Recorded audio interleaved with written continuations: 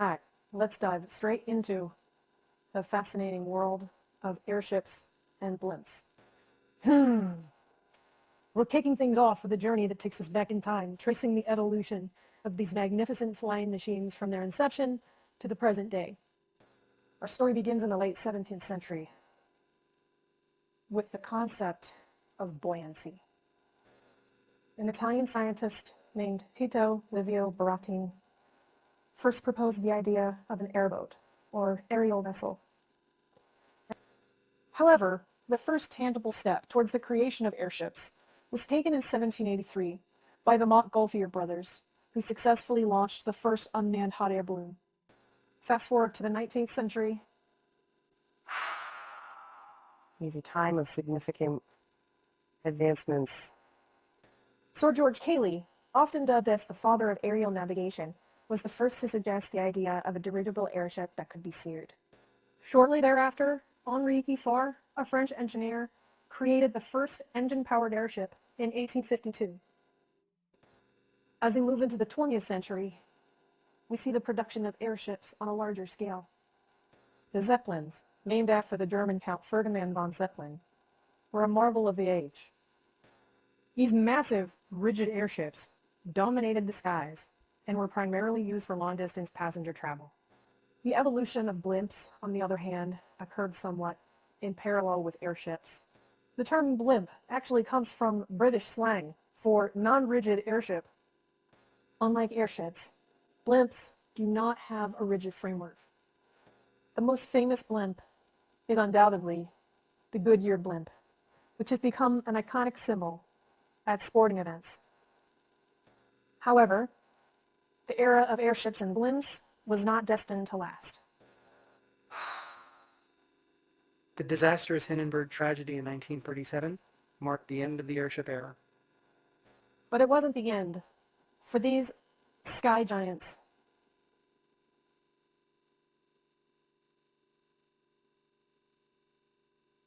Even today, they find use in areas like advertising, tourism, and surveillance.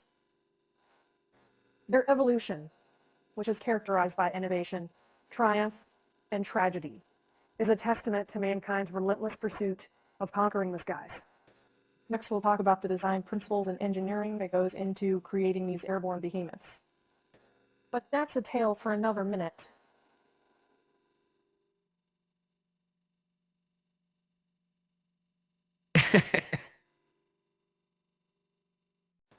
Okay, now that we have a bit of history under our belts, let's shift gears and talk about the design principles and engineering techniques involved in creating airships and blimps. Airships and blimps may look simple, but there's a lot of complex engineering that goes into their creation.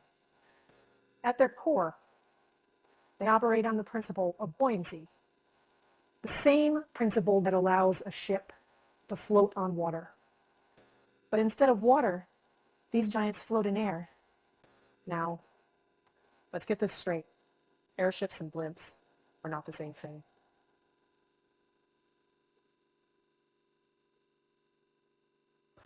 While they are both types of lighter-than-air aircraft, they have different structures. Airships, or dirigibles, have a rigid framework made up of a metal structure that maintains the shape of the envelope. Blimps, on the other hand, are non-rigid, and their shape is maintained by the pressure of the gas inside the envelope. The envelope, which is the large outer structure that you see, is generally made of a durable, lightweight material, or a dacron or mylar. Inside the envelope, there are gas-filled compartments known as gas cells. These are usually filled with helium, which is lighter than air, and it's this that gives the airship or blimp its buoyancy. Now, to control an airship or blimp, there are several factors at play. It's a bit complex, but let's simplify it.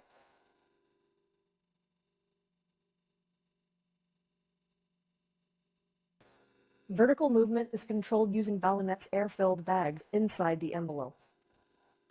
By adjusting the amount of air in these ballonets, the pilot can control the ascent and descent of the aircraft. For horizontal movement, airships and blimps use propellers and fins. Propellers provide the forward thrust, while the rudder and elevators, the movable things at the back, are used to steer and adjust the altitude. Lastly, the gondola, or the control car, is the operational center of the airship or blimp. This is where the pilot and passengers are housed and where all the flight controls are located. So, next time you see a blimp hovering above a sports event, remember, it's not just a big balloon. It's a marvel of engineering, designed and built using principles that have been refined over centuries. Next, we'll discuss the variety of roles these sky giants have played over the years. But let's save that for another moment. Alright, let's move on to the many roles airships and blimps have played throughout history. From transportation to advertising to even military operations, these giants of the sky have done it all. Let's start with transportation. Early on, airships were seen as luxurious long-distance transporters. Zeppelins, with their spacious interiors and smooth flights, were essentially the cruise ships of the sky. They offered unparalleled views, comfort, and a sense of adventure. The most famous of these was the Graf Zeppelin, which successfully flew around the world in 1929. Then there's advertising. You've probably seen this yourself. Look, even today, blimps are popular for advertising, mainly due to their size and ability to hover over a single area for an extended period. The Goodyear blimp is a classic example. It's become an iconic sight at major sports events, capturing aerial footage and promoting the Goodyear brand. Now, onto military uses, or by military uses. Believe it or not, both airships and blimps have served in the military. During World War I, they were used for reconnaissance and bombing missions.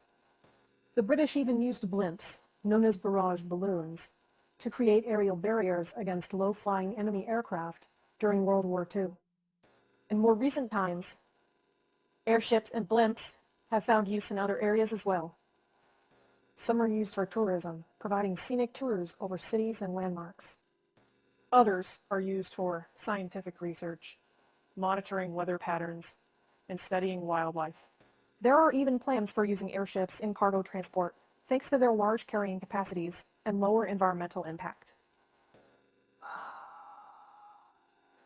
The versatility of these lighter-than-air vehicles is truly remarkable, isn't it? But while they've had many uses over the years, they were once considered the future of long-distance travel. Why did that change? Well, we'll dive into that in our next discussion.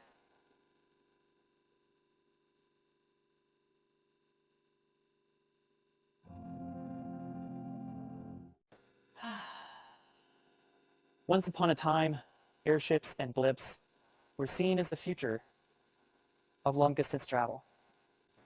But why was that? And why did it change? Well, let's delve into that. During the early 20th century, airships, with their ability to travel long distances and carry substantial loads, seemed like the perfect solution for long-distance travel. We were fast, comfortable, and provided unrivaled views.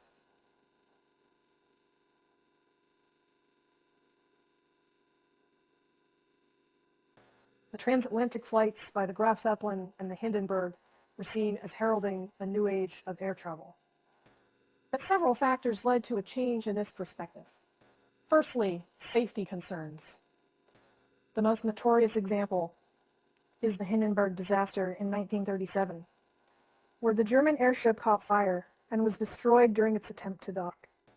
This incident, broadcasted worldwide, was a severe blow to the public's faith in airships. Secondly, the development of faster and more efficient airplanes in the mid-20th century.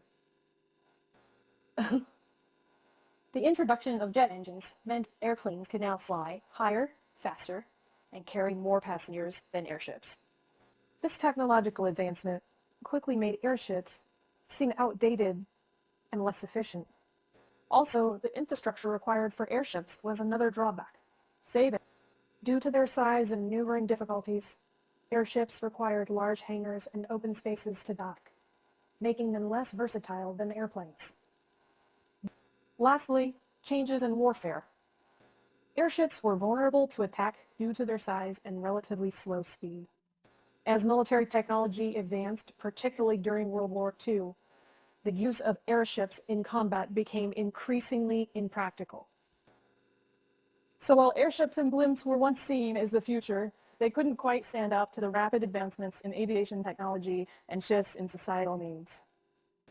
But hey, they still hold a unique place in the history of flight and continue to serve in various roles today, which we'll explore further in our next talk. Now, let's talk about something a bit more serious. The safety concerns associated with airships and blimps, including famous accidents like the Hindenburg disaster. Safety has always been a significant issue when it comes to airships and blimps. The most glaring concern is their vulnerability to bad weather. Due to their large surface area and relative lack of speed, airships and blimps are particularly susceptible to strong winds and storms.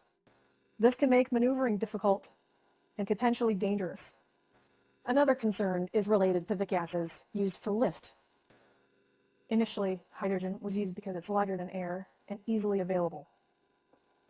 But hydrogen is highly flammable, and any spark can lead to a disaster.